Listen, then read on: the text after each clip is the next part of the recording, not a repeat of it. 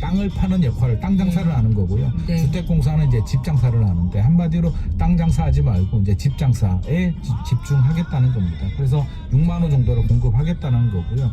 그래도 부족하니까 상가 용지 같은 경우 사실 요즘 뭐 쿠팡이라든지 인터넷 배달도 많이 해먹기 때문에 결국에는 상가가 옛날보다는 필요가 없다. 그렇더라고요. 상가 용지를 주택으로 전환해서 15,000호 정도를 공급하겠다는 내용이고요. 네. 또 비판에서는 왜 수도권에 LH가 직접 시행한다는 얘기는 서울이 아니라 3기 신도시 같은 뭐 경기도나 인천이 아니냐라는 네, 목소리가 네. 있으니까 서울은 어떻게 공급을 하느냐, 유유부지나 노후시설들을 활용해서 뭐 유유부지에 뭐 21,000호 정도, 공공임대주택 23,000호 정도를 공급하겠다라는 내용입니다. 그래서 제가 볼 때는 뭐 총력 투쟁을 하겠다, 국토교통부 입장에서는 할 수 있는 대책은 저는 다 끌어모은 것 같습니다. 제가 장관이라도 이거보다는 더 나은 계획은 나오기는 좀 어려울 것 같습니다. 아, 그래요. 네. 네. 뭐 민간 주택 공급 여건도 개선하겠다 이런 얘기도 있었죠. 뭐 여러 가지 다 동원됩니다. 뭐 민간 그러니까 뭐 소음 기준도 완화하고 학교 용지들도 문제잖아요. 그래서 학교 용지 기부 체납도 합리화하겠다. 자금 지원도 해주겠다. 모듈러 주택들도 활성화시키겠다. 예. 모듈러 주택이라고 한다면 모듈러를 만들어서 주택을 이렇게 하나씩 딱딱 그 레고 샀듯이 네. 끌어올리는 건데 이게 2026년 내년 하반기에 아마 시범적으로 적용하겠다라고 하는데 네. 공교롭게도 이 대책이 발표가 되니까 모듈러 관련 주식이 더 올랐습니다. 네, 일단 135만 호예요. 수도권에 135만 호면은 자 분당 일산 신도시가 어느 정도 규모죠? 분당 신도시가 10만 호 정도 되니까요. 135만 호면 분당 신도시 13개가 넘는 물량입니다. 그래서 어마어마한 거군요. 135만 이게 호가. 가능할까라고 얘기를 하는데 자 우리가 생각을 해보게 되면 네. 새롭게 이재명 정부에서 135만 호를 뚝딱 짓는 건 아니고요. 기존에 계획했던 뭐 민간에서 하던 물량 모든 다 있잖아요. 그래서 다 포함된 물량이고 이재명 정부에서 추가로 하는 물량은 계산해 보면 한 50만 호 정도 됩니다. 그래서 물론 50만 호도 큽니다. 50만 호는 분당 5개 정도 네. 규모인데 쉽지 않은데 이 중에서 비아파트들이 있거든요. 한 40% 정도 되니까 빼버리고 나면 한 30만 호 정도가 이제 목표가 됩니다. 예. 30만 호도 크죠. 우리 3기 신도시가 이제 핵심이 되는데 네. 3기 신도시도 이제 물량이 굉장히 많긴 합니다만 일반적으로 속도가 가장 빠른 교산이라 하남 교산, 남양주 왕숙, 고양 창녕, 부천 대장, 인천 계양 이 5개 지구가 한 17만 5천 호 정도 되니까 새롭게 발굴하는 물량 또 3기 신도시 2개 정도의 네, 물량을 네. 해야 되니까 사실 좀 공격적인 목표이긴 합니다. 그래요. 말씀하신 대로 그 3기 신도시 등 공공택지가 공급 확대 중심 핵심이 될 것 같은데 네. 3기 신도시가 좀 어느 정도 진행이 된 거죠? 하우징인데 땅 관련 일을 안 하고 그러면 집 짓는 거를 하는 건가요? 땅도 당연히 하고요. 네. 땅을 한 다음에 땅을 기본이 팔지 이제 않고 팔지 않고 그러니까 그 제가 자리에서 잘못 이제 여쭤봤어요. 예. 한마디로 예. 그렇게 되는데 네. 그러면 LH가 이제 땅 장사 안 하고 땅과 집 모두 다 한마디로 건물주가 되는 겁니다. LH가 땅도 가지고 있고 건물도 짓는데 건물 공사는 시공사만 그냥 민간 니들 들어와서 공사 좀 해 라는 방식이 도입이 그러니까 됩니다. 시행을 LH가 한다 이거죠. 그렇죠. 그래서 네. 한마디로 건물주가 된다는 얘기인데 장점과 단점은 명확합니다. 장점은 그래도 LH가 시행하니까 가격이 좀 저렴하지 않겠나. 그렇죠. 우리가 이제 개발 이익을 본다면 시행 이익이 있고요. 그러니까 건물주가 개발 사업을 하고 남는 돈이 있고 시공사들이 남기는 돈이 있잖아요. 그러면 일단 LH의 시행 이익은 좀 내려가겠죠. 아무래도 네, 공공이 네. 민간처럼 돈을 많이 받으면 안 되니까. 네. 그래서 공공을 하는 거잖아요. 저렴하게 공공을 하기 위해서 하는데 네. 시행 이익은 좀 내려가니까 아무래도 좀 저렴하게 공급을 할 수 있겠다. 그리고 인허가라든지 이런 거는 LH가 하니까 또 속도 전환을 좀 할 수 있다. 빨리 공급할 수 있다라는 게 이제 두 가지가 장점이 되는데 네. 문제는 시행 이익을 포기하게 되면 결국 LH가 약간 적자를 보는 구조인데 지금 LH 부채가 170조 원이 넘습니다. 이게 감이 잘 오지 않은데 170조 원이 넘고요. 2029년이 되면 한 260조 원 정도로 추정이 됩니다. 그러니까 4년 뒤에? 네. 점점 부채가 더 왜냐면 예. 공공 임대주택들도 해야 되고요. 예. 토지 임대도 해야 됩니다. 그러니까 내년이 2026년이잖아요. 그럼 내년에 착공이 들어가도 2029년에 이제 입주 준공을 하게 되는데 네. 내년에 바로 착공 들어가기는 또 쉽지 않을 거잖아요. 그렇겠죠. 그렇게 되면 결국에는 마지막 한 2030년 정도의 계획대로 되더라도 이제 입주 물량들이 나오는데 네. 이 보릿고개 2026년에서 2028년의 3년 정도 보릿고개는 좀 피할 수 없는 문제라고 생각을 하고요. 네. 이제 오피스텔이나 도시형 생활주택이나 생활형 숙박시설 같은 건 이제 대안으로 비아파트를 공급을 좀 해줘야 되는데 역설적으로 공급을 해줘야 됨에도 불구하고 다주택자들 규제하고 있죠. 보증보험 한도 126% 물 적용되면서 전세 가격은 떨어지고 있죠. 매매 네. 임대 사업자 대출 제한하죠. 전세 대출 규제하고 있기 때문에 사실상 비아파트 공급을 늘리기도 사실은 만만하지 않는 상황입니다. 네. 그래요. 그 이제 주택 공급 대책이라고 하는데 규제도 살짝 들어가 있더라고요. 마지막에 좀 들어갔는데 사실은 이게 상당히 의미가 있습니다. 그렇죠. 세무조사한다는 내용도 있고 네. 규제 지역의 LTV를 50에서 40%로 내리겠다. 임대사업자들 대출 아예 막아버리는.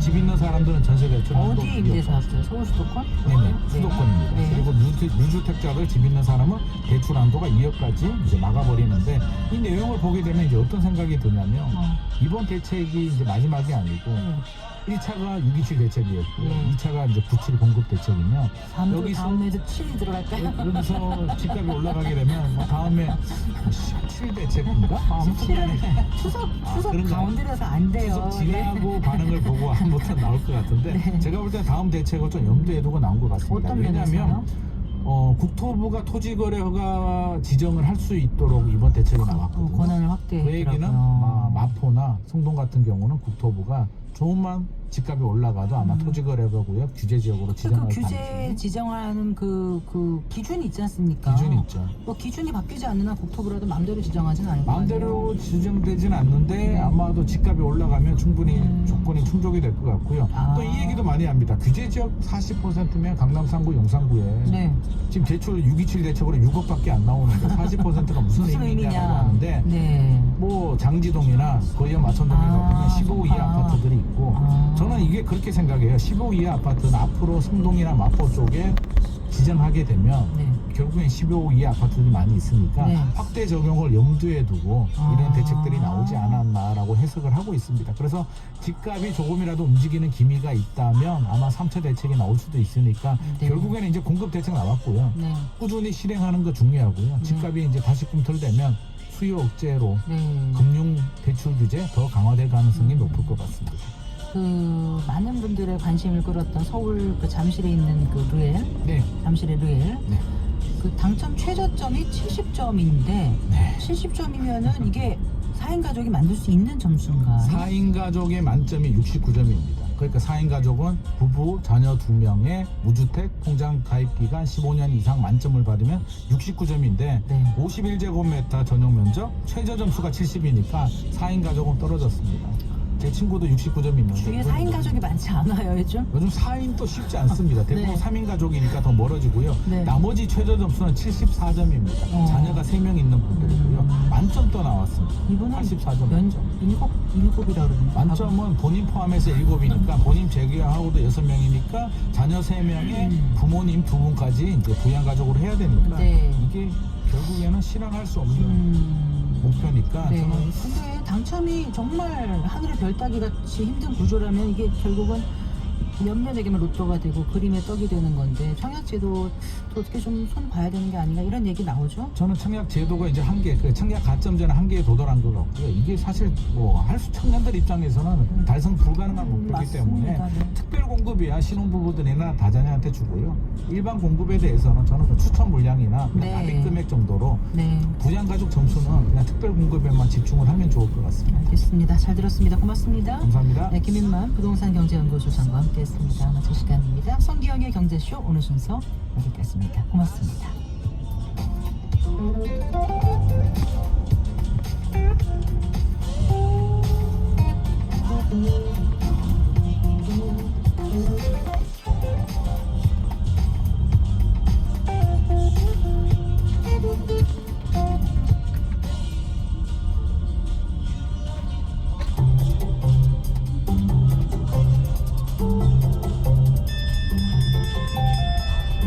그 시절 12시 점심시간 종이 울리면 과연 오늘의 급식은 뭘까 궁금해하며 달려나갔습니다. 직장인이 된 지금 시계가 정오를 향해 달리면 오늘은 또 뭘 먹을까 작지만 행복한 고민을 합니다. 가장 허기질 시간 낮 12시 20분. 오늘의 뉴스가 궁금하신가요? 다양한 영양소를 골고루 담은 맛있는 뉴스 한상 차려드리겠습니다. 오늘은 뭐 들을까 고민하지 마세요. 월요일부터 금요일 낮 12시 20분 언제나 이곳에서 당신을 기다리고 있는 세상의 모든 정보 아나운서 임지웅입니다.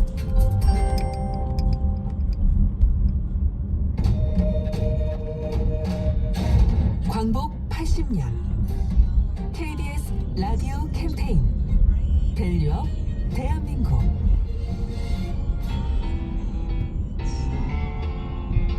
안녕하세요. 저는 국가무형유산 줄타기 예능보유자 김대균입니다. 저에게 줄타기에 있어서는 인생이 아닐까 싶은데요. 곧 9살에 줄에 올라가지고 얼추 50년을 허공의 외지리에서 생활을 해왔기 때문에 인생이 아닐까 싶습니다. 줄기에서 끊임없이 줄감되는 자기 중심을 가지고 줄을 타거든요. 자기 중심을 놓치거나 욕심을 가지면 줄기에서 실수할 수 있는 개연성이 굉장히 많습니다. 그래서 줄기에서 자기 중심을 욕심을 버리고 철저하게 지켜가면서 준비할 때 성취감을 느끼는데요. 우리 모든 전통 예술이 자기 중심을 꼭 지켜가면서 시류에 흔들리지 않고 전진할 때 우리 전통 예술의 역할이 아닐까 싶습니다. 우리 줄타기 공연이 해외에서도 많은 공연이 이루어지고 박수갈채를 많이 받았는데요. 궁극적으로는 오늘이 이제 줄타기가 중요한 거니까요. 오늘의 관객을 모시고 오늘의 이야기를 풀어내는 방식, 그게 사실 줄타기의 본질이거든요. 제가 주리에서 흥이 날 때 이렇게 노래를 부릅니다. 올시구나 좋다 대한국민 좋고 좋고 좋을시구. 광복 80년 우리가 가야 할 길을 묻습니다. KBS 라디오 캠페인 밸류업 대한민국이었습니다.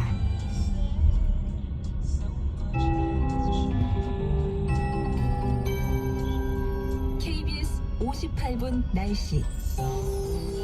대부분 지역의 낮 기온이 30도 안팎까지 올라 덥지만 중부지방의 하늘은 구름 한 점 없이 높고 파란 하늘이 펼쳐져 가을이 느껴집니다. 반면 남부지방은 대체로 흐리고 곳곳에 비가 오고 있는데요. 남부지방과 제주도는 밤까지 비가 오락가락하거나 빗방울이 떨어지는 곳이 있겠습니다.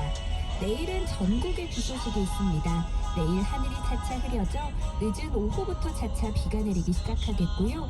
비는 대부분 토요일 밤에 그치겠지만 일부 강원도와 충북, 경북 지역은 일요일 새벽까지 이어질 전망입니다. 내일과 모레 사이 예상되는 비의 양은 전국 대부분 지역이 30에서 80mm, 그중 수도권과 강원 내륙, 충청과 전북 지역은 곳에 따라 100mm 이상의 많은 비가 내릴 전망입니다. 가뭄이 심각한 강릉 등 동해안에도 20에서 60mm, 강원 북부 동해안에는 80mm 이상의 단비가 내릴 것으로 예상됩니다. 특히 내일 밤부터 토요일 낮 사이에 중부지방을 중심으로 집중호우가 예상돼 주의하셔야겠습니다. 비가 내리면서 내일은 낮더위도 쉬어가겠습니다. 아침에 서울 21도, 대구 20도 등으로 시작돼 낮에는 서울 28도, 강릉과 대전, 광주 27도 등에 머물 전망입니다. 현재 서울의 기온은 31.3도입니다. 송소진입니다.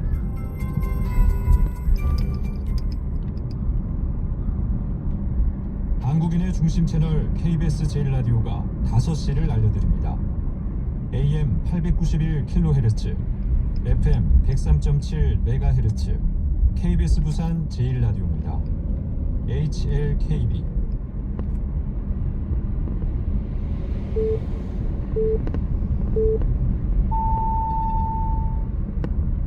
KBS 제1라디오 5시 부산 뉴스입니다. 오늘 부산은 가끔 구름 많은 가운데 낮 최고 기온 30도를 기록했습니다. 내일 오후부터 모레 밤까지 부산에는 30에서 80mm가량의 비가 내리겠습니다. 특히 모레 오전 돌풍과 천둥, 번개를 동반한 강한 비가 내리는 곳이 있어 주의가 필요합니다.